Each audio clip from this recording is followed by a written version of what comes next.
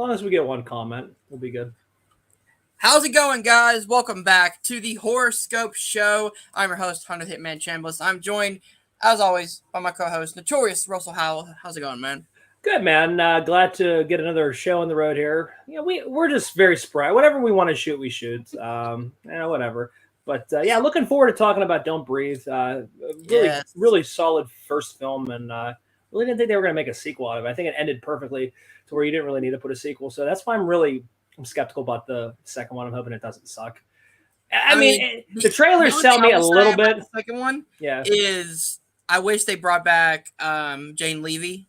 Yeah, but how are you gonna get? She's gonna stay the fuck away from that house. You know what I mean? Like she's not gonna go anywhere near that house. You know what I mean? So to me, it's like, and then what? Didn't the other kid survive too? Didn't he? No, never mind. Both kids died. Yep. I'm thinking of the kid from the 13 Reasons Why. He died. Never mind. She was the only one that survived. That's right. Mm-hmm. He was surviving up until the end of the film. Yep. Anyway, we'll talk about that. Yes, we will, guys. We're talking about 2016's Don't Breathe, directed by Fede Alvarez. This is his second film, I believe, coming off of 2013's The Evil Dead, which also starred Jane Levy. Yeah, which is actually really good. It's a really solid remake. It is a really solid remake. Yeah. All right, guys, so let's get into the plot summary. Russ, you want to take us away? Yeah, really. Okay, so the main kid, Dylan, I can't think of his last name. He is the one from 13 Reasons Why. You recognize him. His father has a security company, so they kind of map out. Basically what they do is him and two of his friends. They pretty much kind of map out like houses that they're going to like pretty much break into and take belongings like valuables and stuff like that. Well, Dylan he has Minette, by the way. What's that? Dylan Minette. Minette, yeah. I was right with it. I had right Dylan, but anyway, his dad has a security company, and they pretty much kind of know that this guy, the blind guy, obviously, played wonderfully by Stephen Lang. We realize that he has obviously he's blind, and he has inherited like a bunch of money, so he's sitting on a fortune. I think they roughly estimate to $300,000, I think, or something like that. He said in the movie that it was $300,000, but when they counted it towards the middle of the movie, they said it felt like more like $500,000 to $1 million. Okay, so it was more than they thought. Anyway, and pretty much they go into this household thinking it's going to be a cake job because obviously the guy's blind. What really could really happen, and then that's when all this shit starts to unravel, and that's pretty much the plot in a nutshell. Pretty much. Yeah. So let's go into more of specific reasons why we like this movie. Yeah. And I'll start with this one. I love the subversion of expectations. Yeah. Because you start out and you're kind of like, well, these kids are dicks, man. Like they're robbing a blind guy, blind old guy. Yeah. And I mean, you understand the reasons why, especially in Rocky's case. Yeah. But you're like, still, you're robbing a blind guy. Yeah. Towards the end of the movie, you start rooting for the kids to get out of the house. Yeah, like the first kid. Something. Yeah, but the first kid that gets killed, you really don't feel too much about him because he's an asshole. You fucking hate money. Yeah. So like to me, when his time comes, like it literally, you don't feel it as much. When the other two are around, you obviously feel it a little bit more. I think that's like kind of playing off of what you said. What I like about the film is just like how it sets that tension up. You don't know what's going to happen, and I think that right there, the fear of the unknown, is kind of what really drives this film.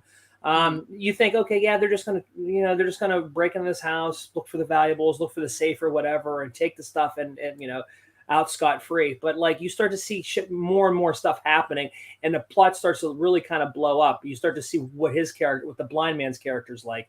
Outside of obviously the kids robbing him, which you're like, oh my god, like you're kind of rooting for the blind guy, like you're like, oh my god. But then you start to kind of realize the blind guy's not really who he seems to be, who we think he's going to be. Mm-hmm. Then we started finding out a little bit of like dirty secrets about him, and and I like how Fede Alvarez does this. You kind of like you're hopping sides. You're rooting for the blind man there at the beginning, but then you're like, wait a minute, I'm rooting for I'm rooting for the other two kids. It's a fun film, and like I said, I'm glad that the second one was coming out so we could do this. Yeah. I will say the only one that you really do care about is because you get a lot more with her character is Rocky. Yeah, because, I mean, we learn a lot more about her Yeah. character as opposed to the other two. Yeah. Yeah. Alex and money. I mean, Alex, yeah, we know, yeah, obviously his dad has like, the whole security company, blah blah blah, and he has obviously access to like the keypad override and stuff like that, so that they can do that stuff. And they have the blueprints to the house already, kind of where everything is, so they pretty much know this is going to be like an easy hit. You know what I mean? They have all that stuff right in front of them. Like, what could go wrong? Oh boy, a lot can go wrong. Crazy. Yeah, it's super crazy. And I think going into this film, I remember seeing this in a theater, not really knowing what the hell to expect. And even watching it again, because it's been a while, it's like, wow, it's like the tension's constant, even with like that, the like instrumental music, just like this, like so it's just more sounds, I guess.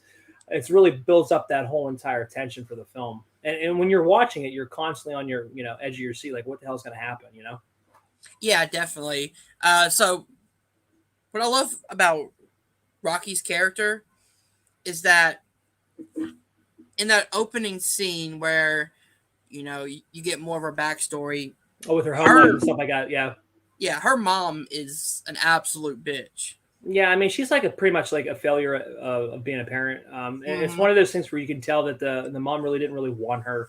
Kind of neglects her children, and she wants a better life for, I guess that's her sister. Yeah, for her and her little sister. Yes. And her little sister, yeah, because her little sister wants to go to the beach or the ocean or whatever. And of course, there's no beaches in Michigan. No, you have a lake. That's about it. Same in Arkansas.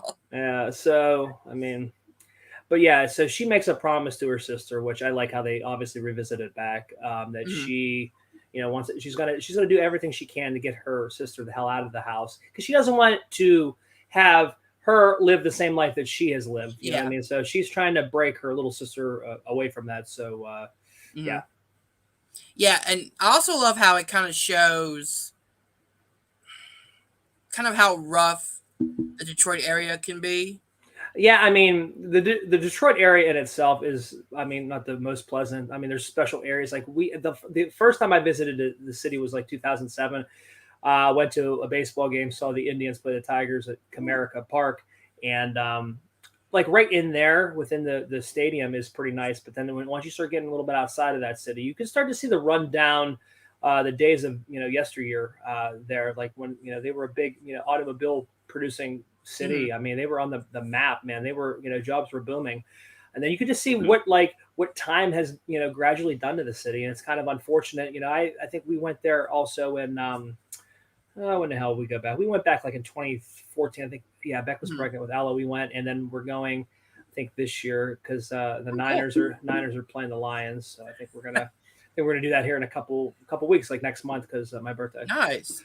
Anywho, but yeah, to tie in what you were saying, but yeah, the city is completely run down. You kind of feel that they are kind of trapped in the city. You know what I mean? There's nothing really outside of that for Rocky to do, and she wants bigger and better things for her and her sister. So she's feeling that, like, and then that's where you kind of relate to it, because it's like she wasn't fortunate to have like a good college education, a good upbringing where she has a family that has a lot of money. So you see that she turns to this for a means of income. I mean, you get it. It's survival of the fittest. And she wants to give her her kid sister the best possible life that she can. So you kind of can't fault her for it. Although it's not, obviously the legal means to obtain money, but you still kind of feel for Rocky's character. Yeah. Like, all right. So the one thing that I won't say is a negative, but just kind of a nitpick point is, look, I get that Money and Rocky are dating and that's why he's there. Yeah. But like, what was his purpose of being in the film to begin with? You know what I mean?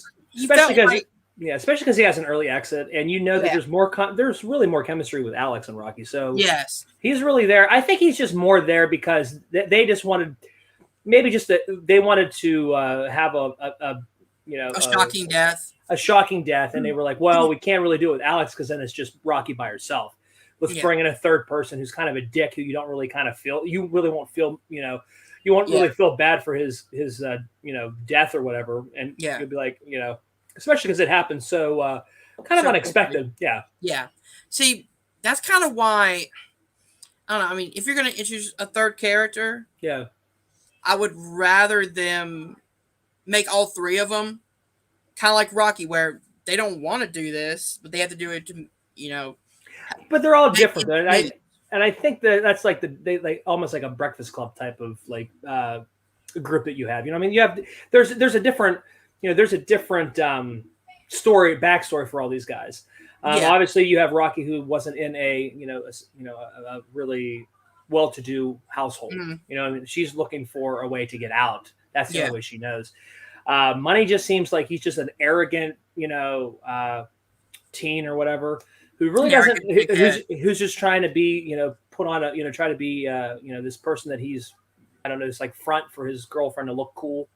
And then you really have Alex's character, which he really doesn't want to do it, because even in the beginning of the film, he was hesitant to do it, where he kind of got coerced by money, I would say, to kind of do it, because he was really just doing it more for Alex, or more for Rocky's character. Rocky, because Sorry. man, you can tell he's crushing hard on Rocky. Well, he is, but the thing is, I think he realizes the whole entire, the situation that she's in. The situation that she's in, and the fact that it's like, well, he feels bad because like he's also using his father's successful business as a means to also rob from people that have kind of like put their faith in the security systems and stuff like that. Mm-hmm. So to me, it's kind of like he's wrestling with that. I think he's more in it just for Rocky's character, but I think he's kind of in it because he's more pressured into it by money.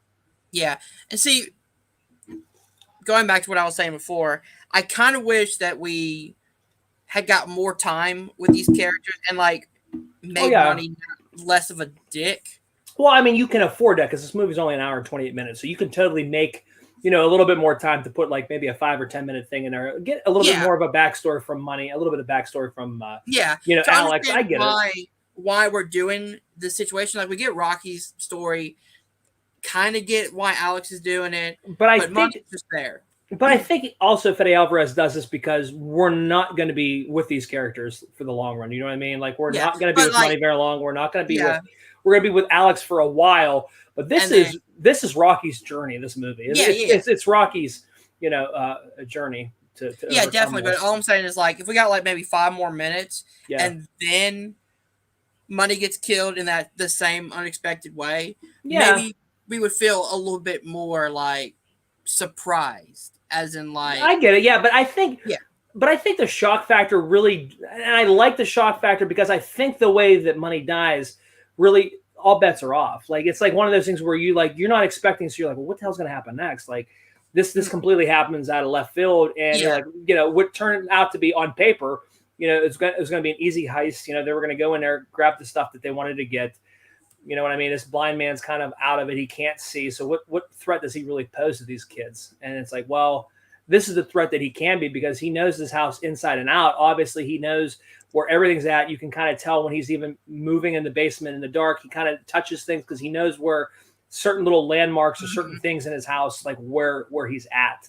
And to me, I think the shock factor is in there because I think that all bets are off when this happens. It's like, well, shit.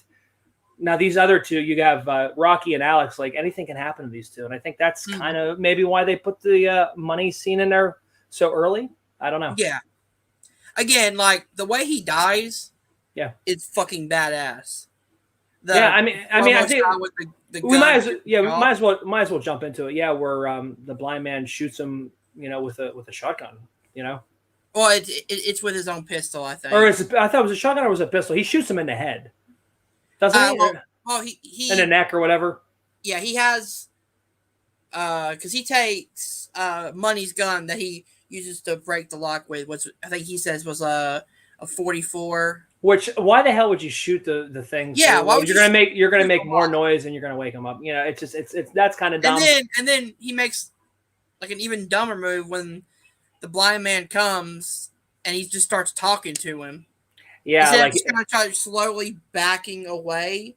Yeah, I mean, I get it. You have to have the moment where I guess the blind man gets his comeuppance, but really, Money could have killed him right there. And on top of it, like trying to play it off to whereas, and that's another thing about the film and about that sixth sense that he has, as opposed to losing his sight, where he can feel the shoes, but he feels another pair of shoes. So he knows that when Money said that there was only him, he was lying. He was lying. So obviously, the blind man knows. Stephen Lang's character knows that he's lying, and that there's two other. There's at least another person in his house.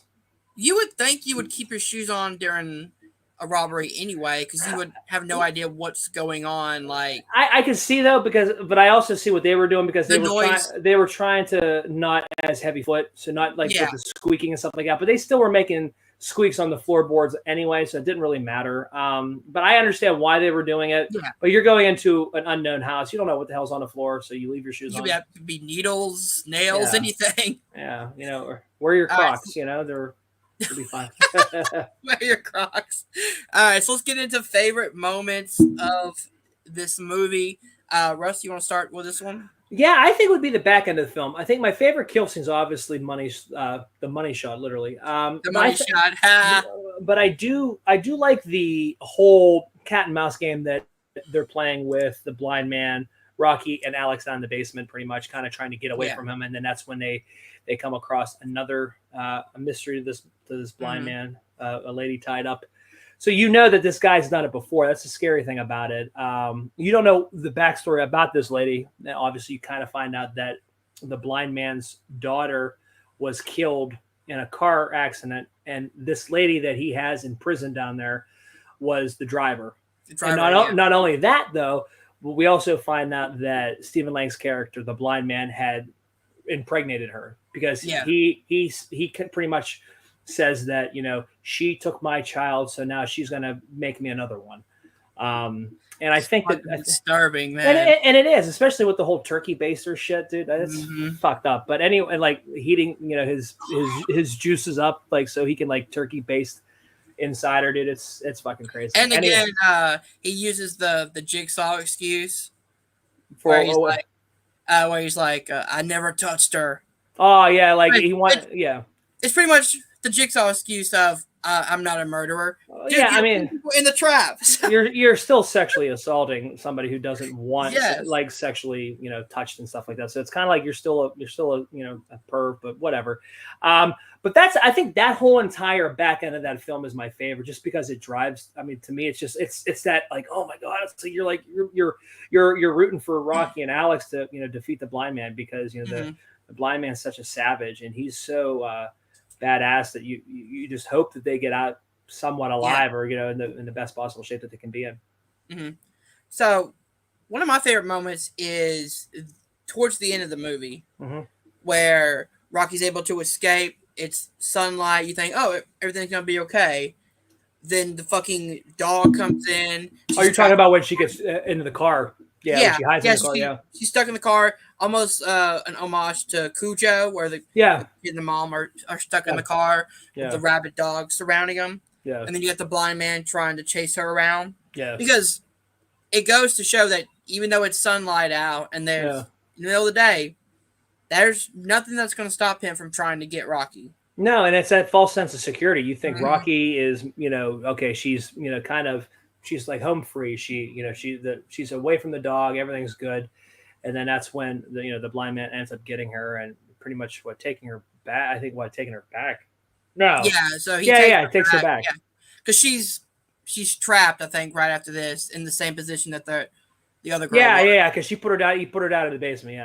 Yeah. So this is obviously the scene where he's he pulls on the chain, and she's like all tied up, and he's pretty much trying to turkey baste her to impregnate her, and that's still a weird, a very disturbing line. Yeah, but even on top of it, like the fact that this guy like masturbated and kept all this semen and shit like that, and kept it to where he could like heat it where the stuff was still alive, like super creepy. But again, I mean, we're not supposed to like this character of the blind man, so to me, it's like it's okay enough, because you see it and it's like nothing happens with it. It's not like he succeeds to do it, which and I do kind of like how she gets her comeuppance when Rocky jams that turkey baster in his mouth, and she goes, "How's it taste?" or whatever. pretty sweet scene. But that's just the badass female character, which you love Hell seeing yeah. in film, which you love seeing in these types of horror films that you've seen a lot more in, like even in Recent Ready horror or movies. like Ready or Not. Like you have a lot more of these like female protagonists, which is always You're awesome. Next. I was gonna say You're Next was a female protagonist. Yeah, it just I don't know. It's pretty cool. It's kind of sad that Jane Levy's not going to be in the sequel, but again, I get it because of the fact that like she wouldn't be anywhere near there. You know what I mean? So how would their paths ever cross again? I get that. Well, also sadly, I think she said that she went through some shit on behind the scenes. Who, Jane Levy did? What happened? I think she said that she was. I think she said something like Fede would not tell the actors what was coming to get a genuine because he wanted to get a natural reaction. Yeah, and she was like, "That's something that I just didn't enjoy on set." Well, that's something that the director. Well, I get it, but that's something the director needs to explain to the cast. That hey, listen, I just want you to know, I'm going to put you in these situations. You may think I'm, you know what I mean. You may think this and that, but I'm doing it to get a general, reaction from you. Yeah, which I don't know. That's on. If Alvarez did do that, I'm not saying that. Yeah, no, that's on. For anything like that, but that's on the director to tell the cast that's what he wants to do. That he wants to come. You know what I mean? He wants to get that general scare, like you see those general scares work. So like they can work so perfectly, like in Die Hard.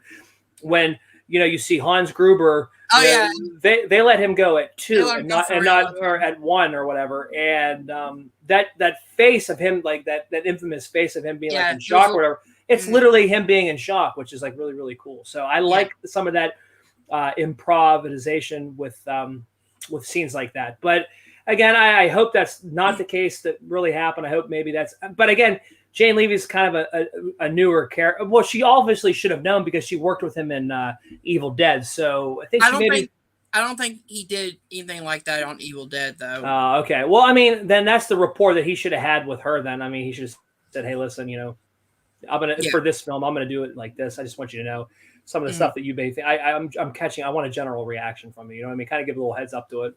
But who knows what happened? I mean, that could be one of the things that the he said, she said stuff. So yeah. Another one of my favorite moments or scenes or whatever is pretty much the entire middle of the movie where, as you said, it feels like a cat and mouse game.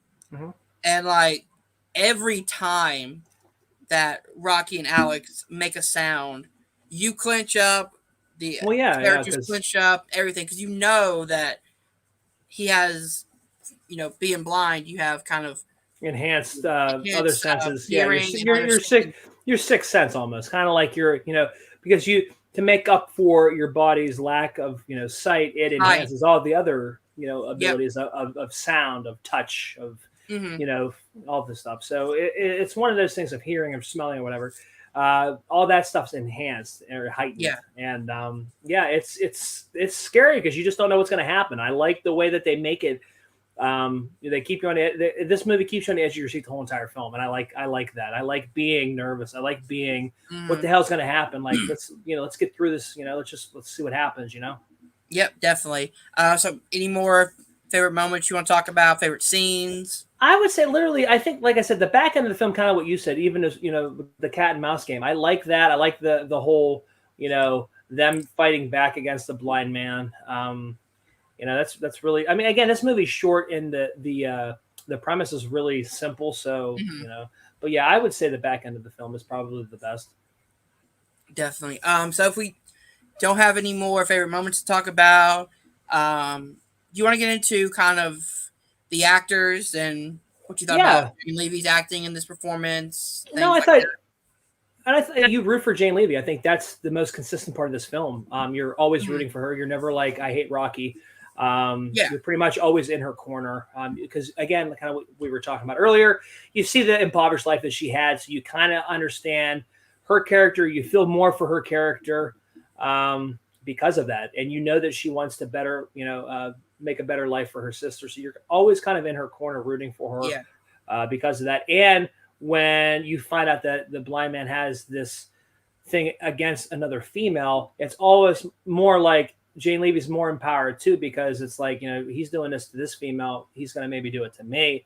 So it's on her to, kind of rectify that situation to make it right. You know what I mean? Yeah, and also, which is also a great point, bringing up like he has a thing against other females. Yeah, it makes him feel like more of a predator than he already is. and I think that's why they introduced that into it. I mean, you have to. I mean, if it was just a blind guy's house, I mean, you would constantly be siding with the blind man. I think the fact that we stumble upon this, well, what the hell is this female doing down in the basement? And you slowly unravel. And then she gives the newspaper clipping to Rocky's character. Okay, now we're putting it together. Okay, so the blind man had a daughter. The daughter was killed in an automobile accident. She was the one that was responsible for it. So, okay, we understand that. And that's something that they brought up at the very beginning of the movie. Yeah. It's something that they ended up tying back into the big reveal at the end. Yeah, and it's one of those ones that you have to pay attention right at the beginning of the film and be like, oh, that callback. Oh, shit, that was that at the beginning of the movie. It wasn't like a major moment, like I think Money's the one who says it, and he just says it nonchalant, like, dude lost his daughter, got a big settlement. Let's go rob his house, pretty much. Yeah. And you're just like, oh, you have to go back and be like, oh, he lost his daughter. Yeah, and now this is the reason why he is in prison, this lady or this chick or whatever, because of the fact that she was the one driving, she was the one responsible for it. So okay, now we put it together. Now when she gets killed, because I believe she's shot by Lang, isn't she shot by Lang? Isn't she killed by Lang? I think so. Because when he's randomly shooting, doesn't he shoot her? I think so. Okay. And then that's when obviously you see Stephen Lang's character coming over to the aid of the other girl, and he's crying and stuff like that. And it's like, you don't understand, what the hell is he crying for? Like, okay, well then you find out that she was impregnated with his son or his daughter, his other child that he was going to have. I don't know. I mean, if he knew for sure she was pregnant, or he was just trying to get her pregnant. Yeah. And I think that's where, we see, oh shit, now he's gonna, imprison Rocky to do the same thing, I'm guessing. So because of the fact that she killed his potential, offspring or whatever. So it's definitely, like I said, Jane Levy's character is definitely one that you root for throughout the whole entire film. Yeah. Gotta give it up to Stephen Lang, man. Yeah. Oh, he's intense. I mean, not only does the older Stephen Lang, he's muscular. You can tell he's ex-military. He's scary in his he's like 50 or 60 or something like that. Yeah, and his character's ex-military, so you believe that because you see his phezique. Yeah, you're just like, his demeanor. I believe it. His demeanor, the way he talks, like this guy's completely seen some stuff, and he's and he's lived that life. I think it's a brilliant job that he does in this film. Just how haunting he can be. Definitely. He's just super scary, and because of the fact that he has a disability of the loss of sight, he still makes up for it in other areas, like his hearing, his strength. I mean, he's just, everything about it is enhanced, and it's scary. And especially him being ex-military, and being able to do chokeholds and all the other different things that they do. And then also him using his loss of sight to be more tactical around his house. He's learning, his military background. He's probably got some, tactics and strategies and things to be like, well, I know this place is here. Oh, and just like different spots of like hiding like firearms all throughout the house. Like he knows exactly where to go. And like you would think somebody would be at a disadvantage blind like that. But because of the fact that he has innate, heightened senses, like he's better on that. So, yeah. All right. So if that's it, man, we can get to our rating for this movie. We didn't talk about it beforehand. I want to do out of 5 turkey basters. Just to be a dick about it. Okay. So you start. I'll give it 5. I really like this film. I think it's a perfect film. Wow. I do. I think it's a perfect film. It's it does everything it needs to do in the short amount of time that this film runs. The hour and 28 minutes that this film runs, it flies by. It tells you everything you need, like with you wanting a little bit more, but and like kind of what we were saying with the whole background. It's not really necessary, I don't think, just because of the fact that we don't need Money's background because he's going to be executed quickly. Yeah. Alex's background, we get a little bit about it, but of course he really didn't want to do this at all. So we kind of understand that he really isn't a bad person at heart. Yeah. He's more kind of swayed by Rocky's character. So to me, you kind of get a pass on that. But like I said, overall, it's a fantastic film. It really puts you in the driver's seat of just being on the edge of your seat constantly. And I think any good horror movie does that. And I'm not gonna say this movie is like horror. It's horror-esque. There's definitely some horror-esque. It's not like straight like what you're. I would count it more as a thriller. Maybe like a horror thriller. Yeah, it's still it tiptoes the line. I would say more thriller too. But it kind of qualifies. I mean, IMDb calls it horror, so we got to listen to it, right? But no, I mean, like I said, it's a fun film. I think Fede Alvarez does a fantastic job building that suspense, building that tension throughout the whole entire film. And kind of what we said, like you're rooting for the blind man in the beginning, and then you're like, oh shit, we don't want this blind man to succeed in this. We want we're rooting for the kids. So I think he does that wonderfully. And overall, I think this movie ends, and I know that we're getting the sequel here in the couple days, but to me, I think this movie works perfectly as a single movie. Knowing what you know, okay, yes, he's still alive. Okay, that's all you need to know. I think that in itself is scary because it's like, well, Rocky's constantly gonna be looking over her shoulder, So like to me, I think it ends perfectly there, and I that's why I'm hesitant about this one. Don't get me wrong, I was kind of like yes because like we're getting a sequel, but it's like I know it's not going to be as good as the first one. So, and then on top of it, the whole mystique of the blind man. Now, then we know his first name now, and then so it's like we know more and more about him. I think the more that we don't know about his character, is the scarier it is. You know what I mean? Just like with Michael Myers and stuff like that. When you start digging through and learning more and more about the character, the Cult of Thorns. Yeah, it kind of takes away from the scariness of the unknown. So, but overall, like I said, this is a fun film, totally rewatchable. So we're gonna go 5 turkey bases on it.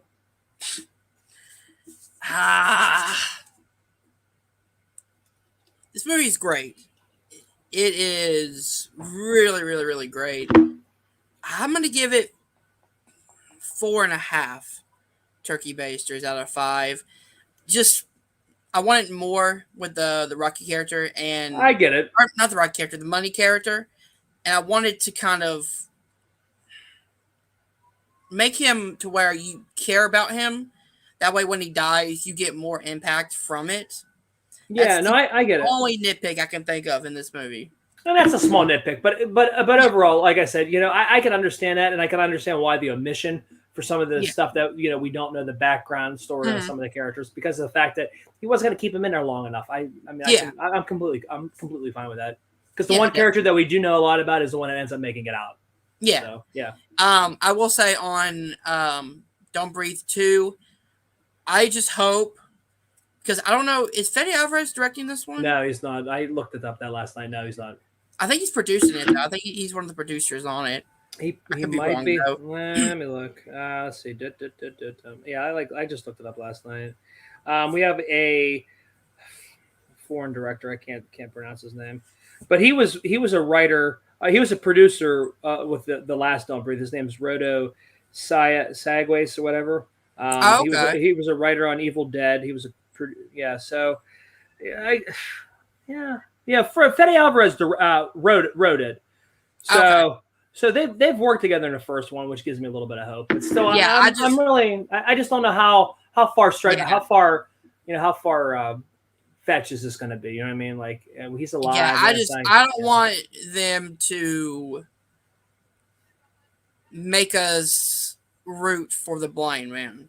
Yeah, or or rehash everything we've done in the first one. You know what I mean? Yeah, or be like try to make him the good guy. Because there's a little girl in the beginning of it, so that's another thing. Like, so who the hell is she? So that's. I wonder if that might be a prequel scene. Like maybe we get a prequel scene flashback or something. That may be his daughter or something. I don't know.